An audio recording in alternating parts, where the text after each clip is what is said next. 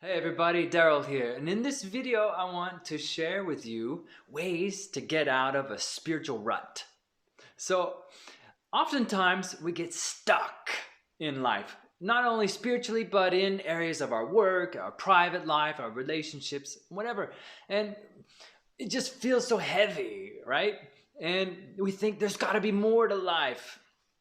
We have this desire to feel alive. We want to have those intuitive hits as healers and energy workers, as people that practice a spiritual tradition. We want to have that spiritual high, that peak experience, right? That experience of the source, of feeling connected. We want to have those synchronicities. But so often we get stuck in this mode. I call it zombie land, right? Where you get that deer in the headlights look. And we think, there's got to be more. How do I get out of this?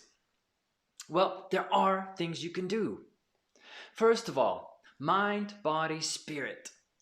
You have to think about all areas of your life as connected with each other. So when you make a change in one area, it can make changes in the others. So people that want to have spiritual dreams, for example, they want to have those intuitive insights or encounter a dream teacher or and open up into another dimension, whatever. They want that quality of a spiritual dream. It's not going to happen just by wanting it.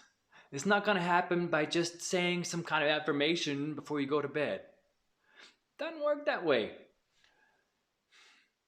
You have to integrate all areas of your life to make a change that's going to be taken on hold, where it's not some short-term thing.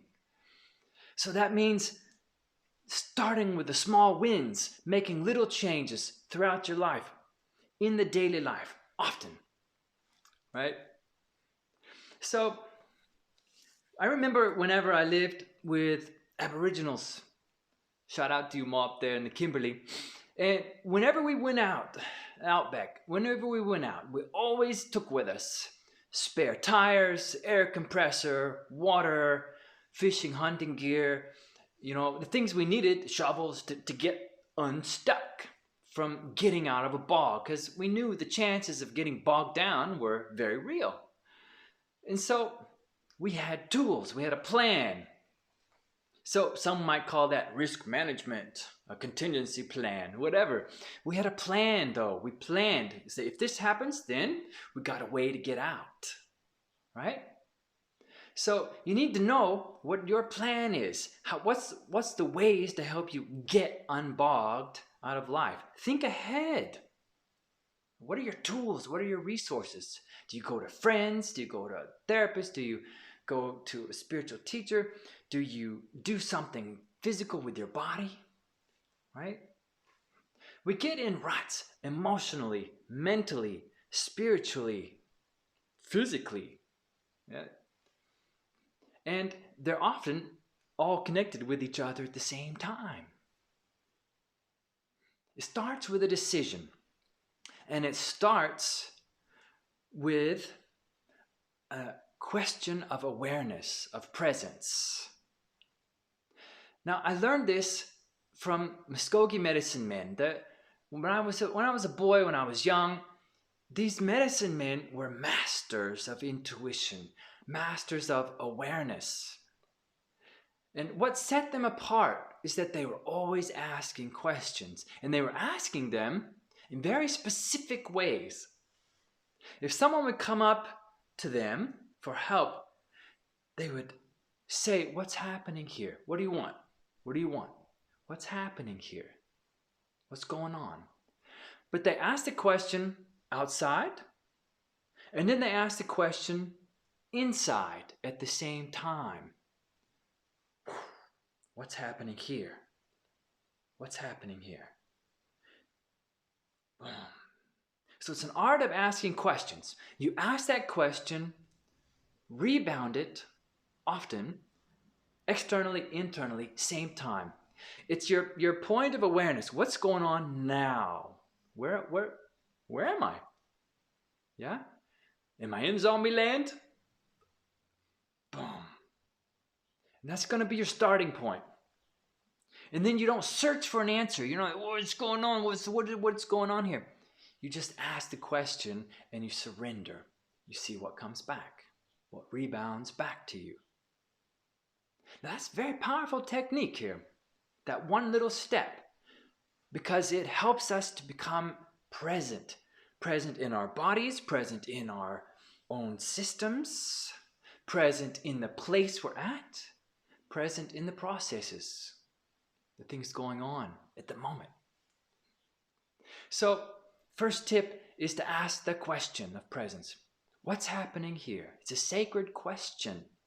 And you ask this question several hundred times a day. All right? The problem people have is that they don't ask enough questions. People, they want more intuitive experiences, but they forget to ask the intuition. They forget to inform themselves or feel that intuitive impulse. So when they feel an intuitive impulse, then they stop right there and they don't go further. So to push yourself, just like you're in a fitness center and you want to push yourself, you're training the muscle. You push that intuition further. You say, what else can I know? What is that feeling of tension inside of my belly right now, my gut? What is that telling me? What exactly? What more can I learn? What more can I know? So you push yourself out more and more and more. Ask questions. You can never ask enough questions. Ask any 3-year-old, 4-year-old. They're not in a rut. Yeah, because they're asking questions. So just like the example out back, getting that Land Cruiser stuck, bogged down, you have to lighten the load. Lighten the load. Everybody gets out, take out the heavy stuff, and lighten the load. So we need some play, right? We need a sense of the absurd to not take life so seriously. So it's like a handbrake. After you ask the presence question, the handbrake is, okay, how can I bring a sense of play into this? I know there's dramas, I know there's traumas, and I don't ignore that. But we see through it. We invite the spirit of play, the spirit of joy. We invite the spirit of lightheartedness into that moment. It's a shift in focus. See, people try to get out of ruts from a reactive perspective. They react. Oh, I'm feeling horrible. I got to do something. And so they try to get out of it. But that's just reactive. They're coming from a disempowered place. So through the presence question, you put the handbrake on and you learn to shift your perspective to be proactive. Creative. You're creating. Okay, what can I do right now in this moment? What inspires me, brings me in spirit? What makes me feel alive right now? Where do I feel life? Where is life? Yeah, around me. How is it unfolding? So you shift the perspective to be proactive. Well, I can't change the world. I can't change all the environmental issues by myself, but I can do this one thing right now. I can appreciate what's there in front of me. I can honor it. I can see it. I can touch it. Yeah? So it's those little things, those proactive steps where you learn to empower yourself.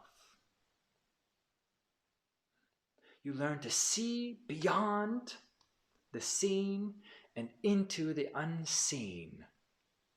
So it's not just this little technique that's going to help you get out of a spiritual rut.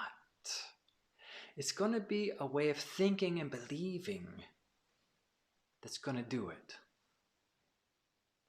We learn to see interactive living systems around us, not just things, lifeless things.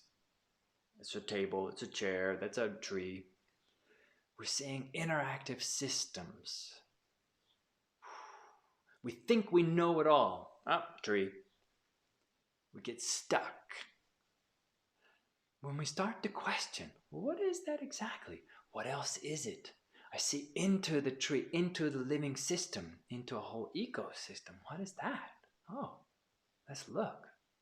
You put on the eyes of a child, of innocence, the wisdom of the elder, but the eyes of a child. So make a decision. Put on your handbrake by asking a presence question. What's happening here? What's happening here? Lighten your load. Bring in and invite the spirit of play. Do something crazy. Yeah, little things. Change your way of thinking from reactive to proactive. Learn to see living systems.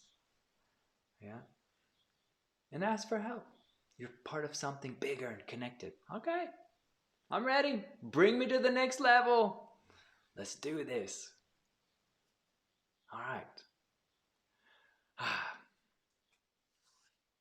I wish you all the success and the many successes in getting out of the spiritual rut, into helping you into a state of consciousness where you feel connected, where you feel passion driven. Get out of the ruts. We need it. We all do. If you like this video, please click on that like button and spread it on to friends. I'm new to this, trying this out. So thank you very much, and I'll see you next time. Go for it.